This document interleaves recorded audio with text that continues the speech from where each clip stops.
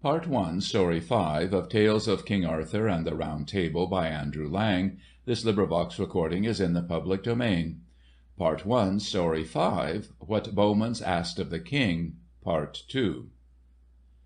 And this time the damsel prayed Bowmans to give up the fight, saying, "Sir, I wonder who you are, and of what kindred you have come.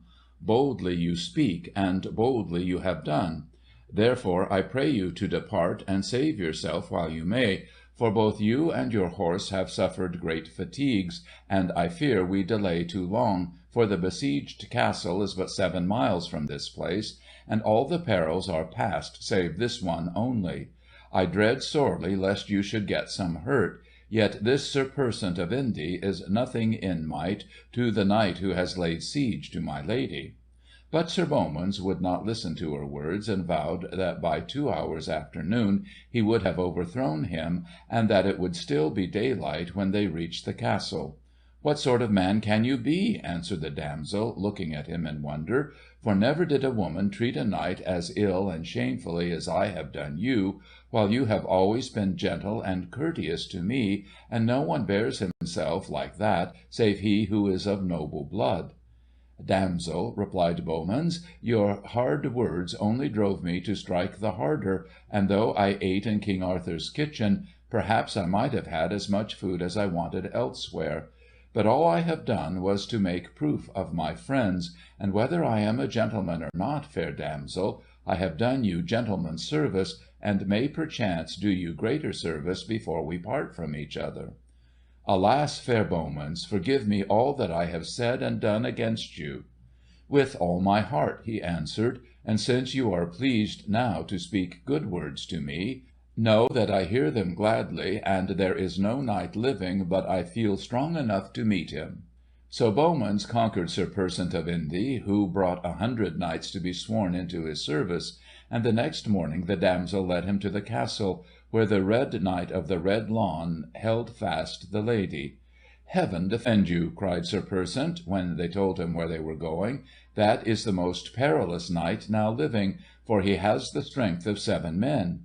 He has done great wrong to that lady, who is one of the fairest in all the world, and it seems to me that this damsel must be her sister. Is not her name Lynette?" "Yes, sir," answered she, "and my lady, my sister's name, is Dame Lyonesse." "The Red Knight has drawn out the siege for 2 years," said Sir Persant, "though he might have forced an entrance many a time, but he hoped that Sir Launcelot du Lake, or Sir Tristan, or Sir Gawaine should come to do battle with him."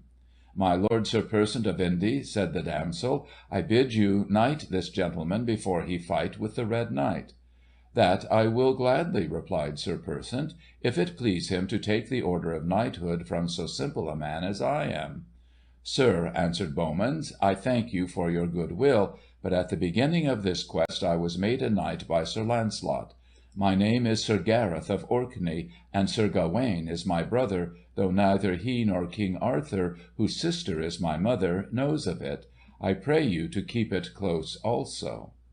Now word was brought unto the besieged lady by the dwarf that her sister was coming to her with a knight sent by King Arthur. And when the lady heard all that Bowmans had done, and how he had overthrown all who stood in his way, she bade her dwarf take baked venison and fat capons, and 2 silver flagons of wine in a gold cup, and put them into the hands of a hermit that dwelt in a hermitage close by. The dwarf did so, and the lady then sent him to greet her sister and Sir Bowmans, and to beg them to eat and drink in the hermit's cell, and rest themselves, which they did.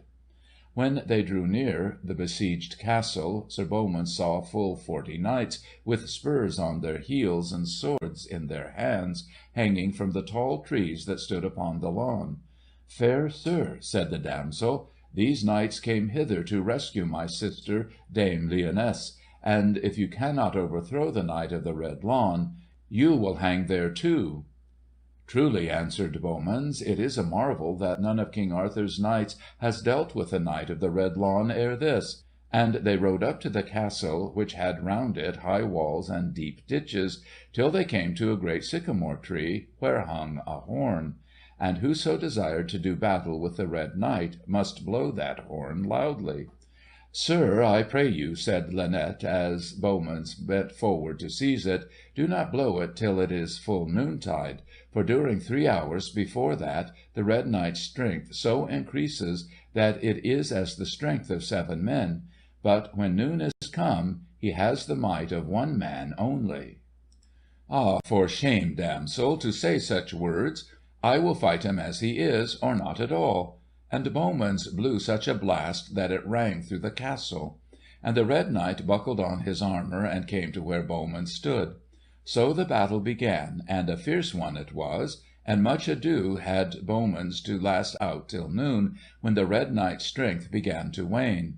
They rested, and came on again, and in the end the Red Knight yielded to Sir Bowmans, and the lords and barons in the castle did homage to the victor, and begged that the Red Knight's life might be spared on condition they all took service with Bowmans. This was granted to them, and Lynette bound up his wounds and put ointment on them, and so she did likewise to Sir Bowmans. But the Red Knight was sent to the court of King Arthur, and told him all that Sir Bowmans had done, and King Arthur and his knights marvelled. Now Sir Bowmans had looked up at the windows of Castle Perilous before the fight, and had seen the face of the Lady Lyonesse, and had thought it the fairest in all the world. After he had subdued the Red Knight, he hasted into the castle, and the Lady Lyonesse welcomed him, and he told her he had bought her love with the best blood in his body. And she did not say him nay, but put him off for a time. Then the King sent letters to her to bid her, and likewise Sir Gareth, come to his court, and by the counsel of Sir Gareth she prayed the King to let her call a tournament, and to proclaim that the knight who bore himself best should, if he was unwedded, take her and all her lands. But if he had a wife already, he should be given a white gerfalcon, and for his wife a crown of gold, set about with precious stones. So the Lady Lyonesse did as Sir Gareth had counselled her, and answered King Arthur that where Sir Gareth was she could not tell, but that if the King would call a tourney he might be sure that Sir Gareth would come to it. "It is well thought of," said Arthur, and the Lady Lyonesse departed unto Castle Perilous, and summoned all her knights around her, and told them what she had done, and how they were to make ready to fight in the tournament. She began at once to set her castle in order, and to think what she should do with the great array of knights that would ride hither from the furthest parts, from Scotland and Wales and Cornwall, and to lodge fitly the kings, dukes, earls, and barons that should come with Arthur. Queen Guinevere also she awaited, and the Queen of Orkney, Sir Gareth's mother. But Sir Gareth entreated the Lady Lyonesse and those knights that were in the castle with him not to let his name be known, and this they agreed to. "Sir Gareth," said Dame Lyonesse, "I will lend you a ring, which I beseech you for the love you bear me to give me back when the tournament is done, for without it I have but little beauty. This ring is like no other ring. It will turn green red, and blue white, and the bearer shall lose no blood, however sore he may be wounded." "Truly, my own lady," answered Sir Gareth, "this ring will serve me well, and by its help I shall not fear that any man shall know me." And Sir Gringamore, brother to the Lady Lyonesse, gave him a bay horse, and strong armour, and a sharp sword that had once belonged to his father. On the morning of the 15th of August, when the Feast of the Assumption was kept, the King commanded his heralds to blow loudly their trumpets, so that every knight might know that he must enter the lists. It was a noble sight to see them flocking, clad in shining armour, each man with his device upon his shield. And the heralds marked who bare them best, and who were overthrown.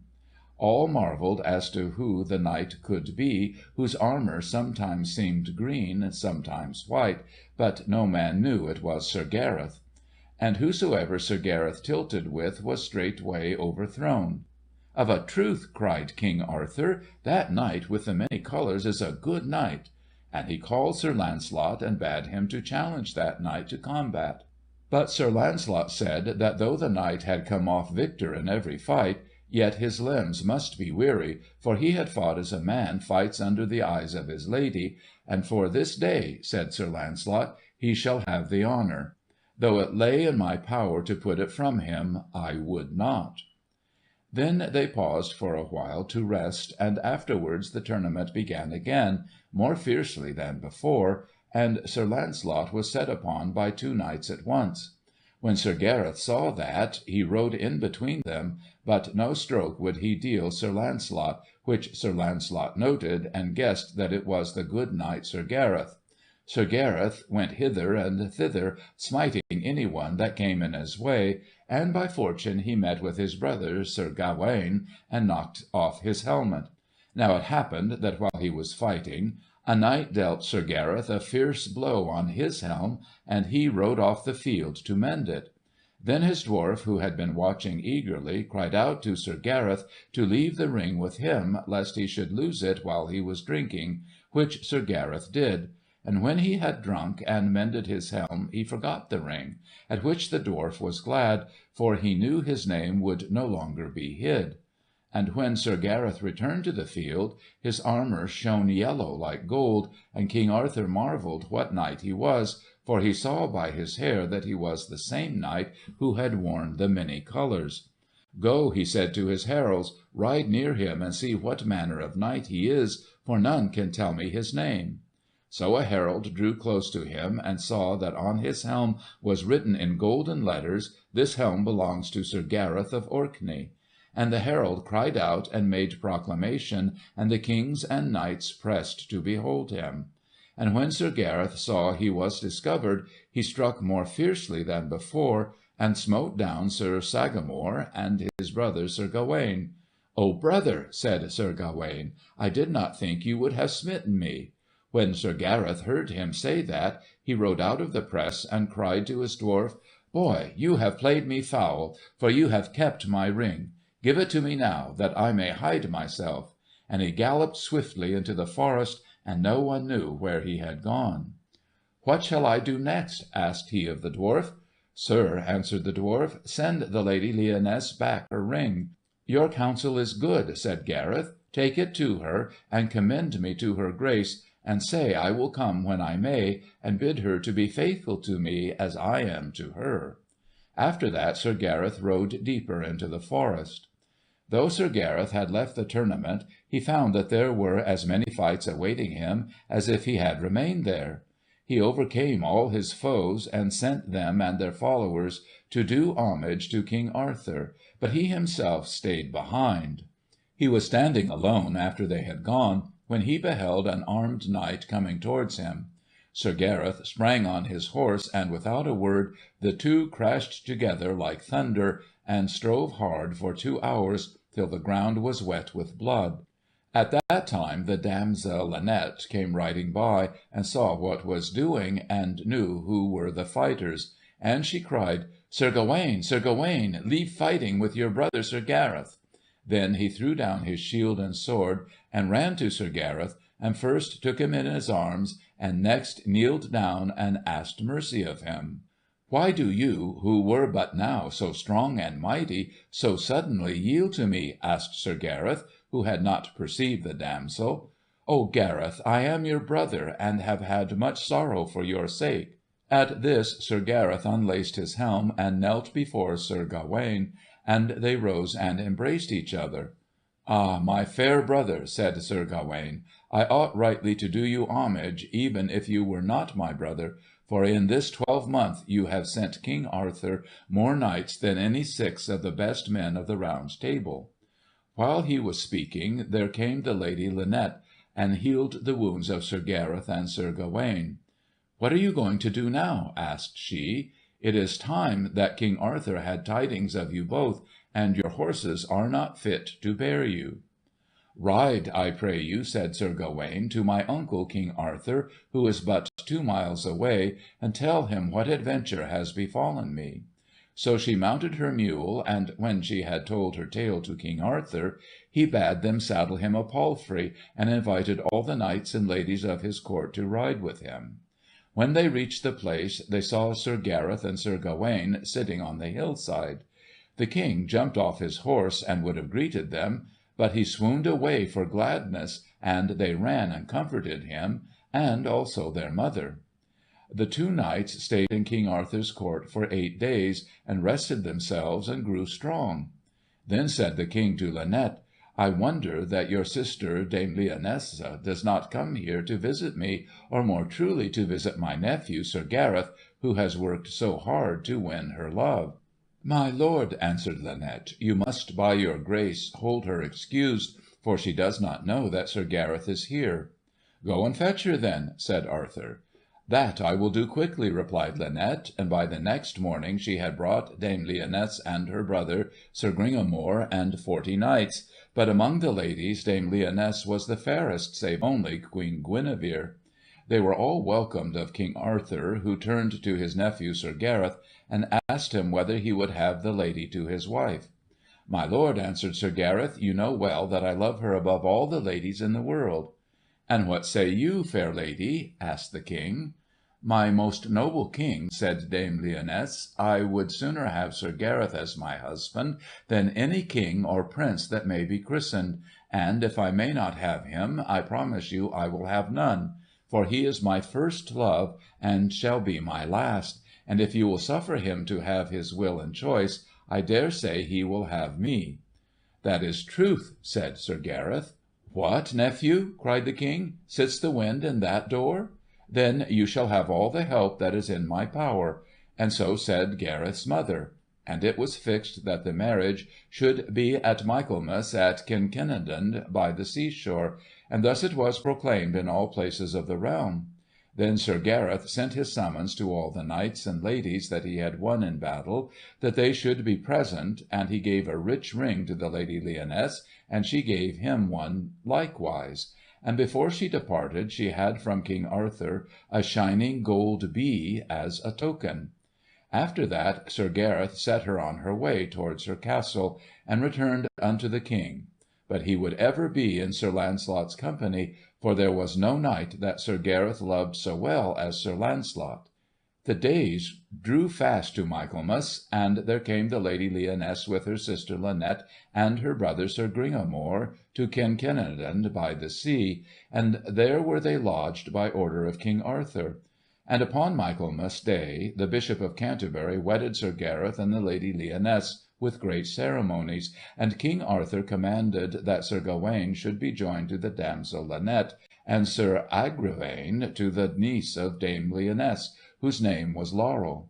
Then the knights whom Sir Gareth had won in battle came with their followings, and did homage to him, and the Green Knight besought him that he might act as chamberlain at the feast, and the Red Knight that he might be his steward.